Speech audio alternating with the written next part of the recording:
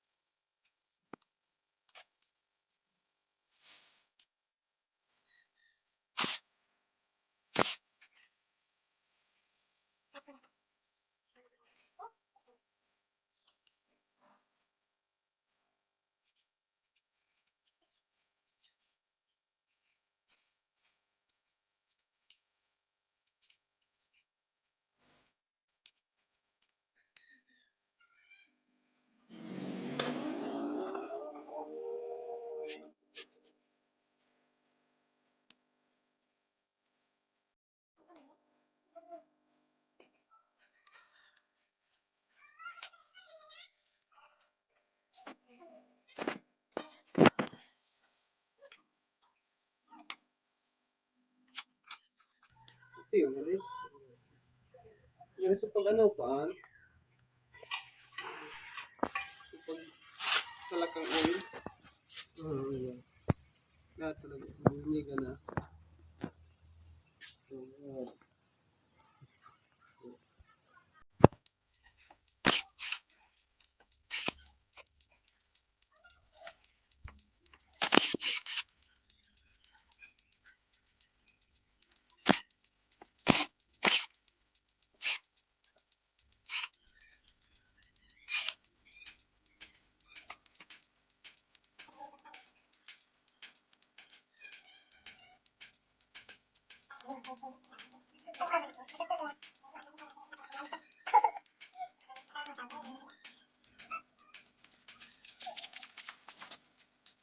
Ayan mga paps, kung makikita nyo, natanggal na yung mga lining niya. Ayan, dahil sa pagkasunog, nalaglag na yung mga lining niya. Ayan. Kung makikita nyo, yun lang piraso na lang yung natirang nakadikit doon sa isang lining. So, titingnan natin kung may problema din ba yung ibang lining. So, buo pa naman yung ibang lining pero sunog na din siya. Kaya, papalitan na natin ito lahat. Ang pagkasunog ng clutch lining mga paps, kadalasan niya nangyayari sa mga naka-manual na clutch. Bihira yan mangyari sa mga naka semi-automatic or double clutch na tinatawag. Dahil yun kapag arangkada ka, ang nagagasta ay yung primary clutch. Unlike dito na yung mismong clutch lining ang nagagasta.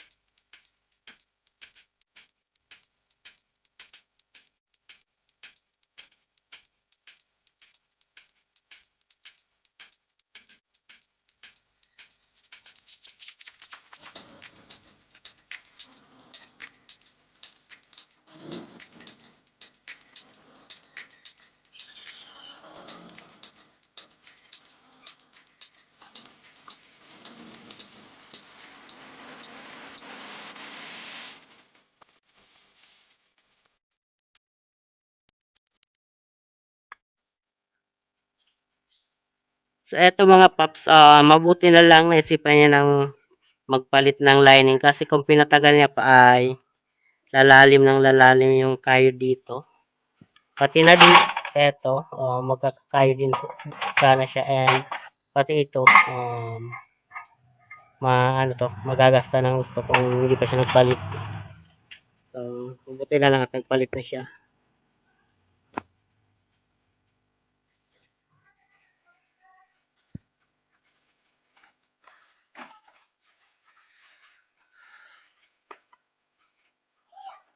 Etong lining mga paps, mas maganda kung babasahin nyo muna ng bagong oil bago nyo ikabit para ano, pag paandar nyo ng makina ay ready na siya, basa na siya ng oil.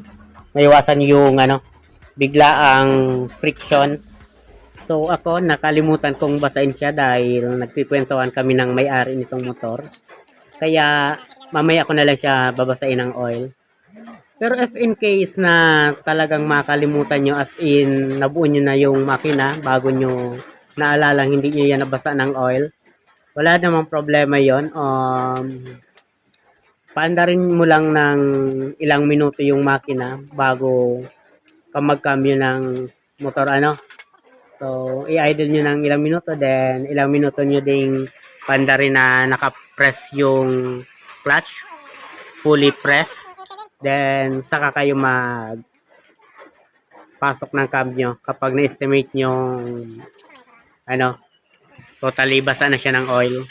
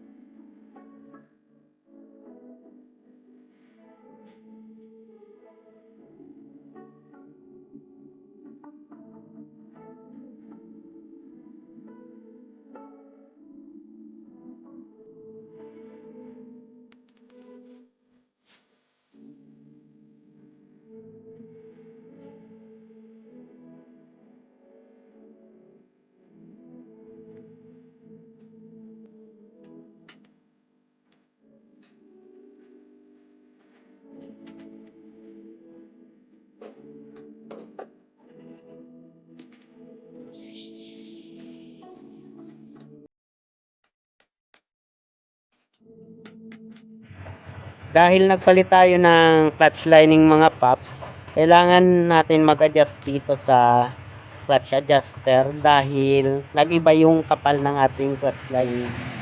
So ayan, madali lang naman yan i-adjust eh.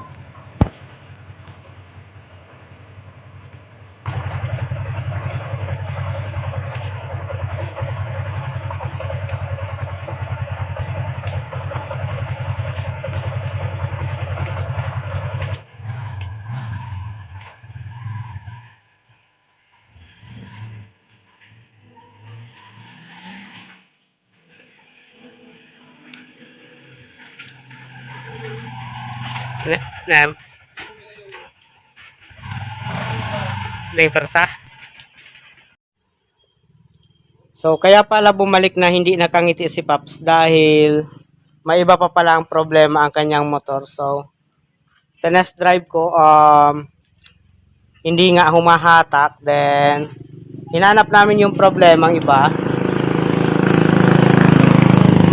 Nakita namin dito, so ito ang nakita namin iba pang problema ng motor niya mga Paps. Kung makikita nyo, punit-punit itong diaphragm ng kanyang carburetor. At saka stock up din ito. Matagal namin bago nahugot, which is dapat gumagalaw ito taas paba. So yun ang problema niya. Kaya pala ayaw humatak ng kanyang motor kahit isagad mo. So ayan, punit-punit na. Kailangan itong palitan mga Paps. May nabibili nito. Nasa 300 plus ito sa Shopee. So papalitan namin ito para gumanda ulit ang hatak ng kanyang motor. So ito na mga Paps, napalitan na namin ng diaphragm. So ikakabit na namin siya. Lagyan ko muna ng konting lubricant para makagalaw siya kasi medyo stuck up eh. Kanina tagalan kaming tanggalin to.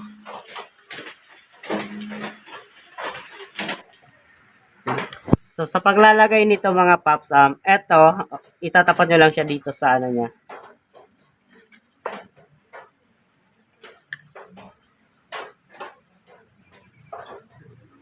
So dapat gumagalaw siya ganyan.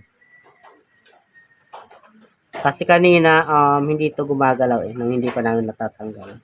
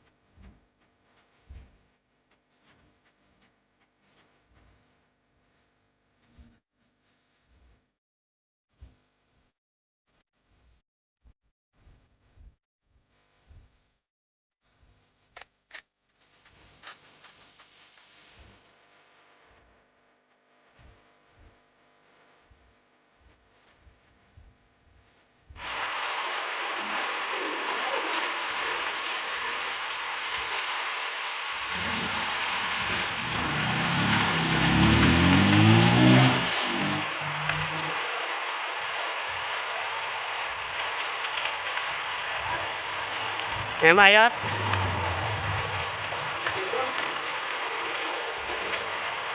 So ayan mga Paps, nakangiti na siya pagbalik. Ma-shoutout ka, Mel?